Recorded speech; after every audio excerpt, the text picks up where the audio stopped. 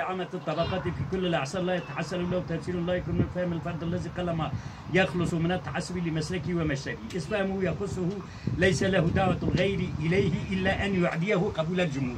Burada profesör büyük bir hata işlemiş ile en yuaddiyehu.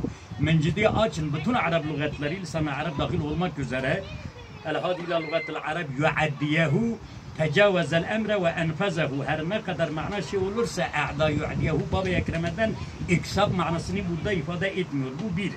İkincisi ve istinbatuhu la bi teşehi yüzeysel geçiyor. Talebelere açıklamıyor. YouTube'u açıp dinleyebilirsiniz. Lehul amelu li nefsi. Bunu da ben birinci, ikinci derste söyledim. Yine itirazlarda bir terkibini, cümlesini, mutlaka haberini yapsın. Bir de la bi teşehi ne demektir? Ben şu anda söylemiyorum, bizde almasın. Ve lehum ma'a dikkati nazarin vus'atu fikrin li tefsirihi. O saat ya saat diyor. Mevcut lügatında saat ve saat takat ve kudret manasını ittisai ifade etmiyor. Bediüzzaman diyor vus'atu fikrin. El-vus'atu ve tevsi'u mencidi açın herhangi bir Arap lügati el-ittisa'u fikir genişliği. Oldu üç. Şimdi en enteresanı fe istahsenuhu şec'uni ala devam. O şec'uni getiriyor. Şec'uni fiili emri olsa fa üzerine. Yani şertiyenin maani kurallarına göre olması lazım. Ben bunu uzun uzadıya anlattım. Şimdi ün sözünde 4 tane hata. Bediüzzaman'ın kitabının başlangıca gelince ve mel i'cazu zahiru illa nakşun nezmi zahir zeynle parlak manasına, münir, müdi manasına yani parlak. O diyor çiçek. Çiçekin hiç yeri burada yoktur.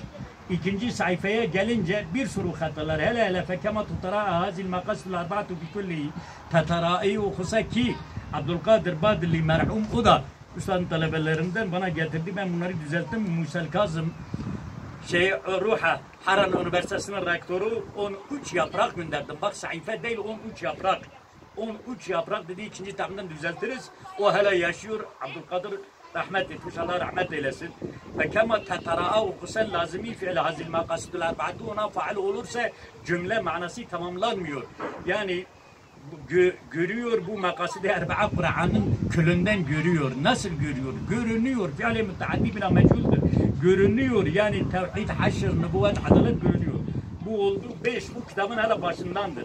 Şimdi gelince en enteresanı enne kulle cüz'ün fe cüz'ün kel mir'ati li kullin fe kullun mütesa'iden yüzeysel üzerine geçiyor. İşte kül cüz'ü, külli cüz'i. Abdülvahhab deriz bini şu anda merhum Melamusa ile etmiş sükuna gidersek 1 saat çekiyor. Şu anda hala bu birinci dersin devamı.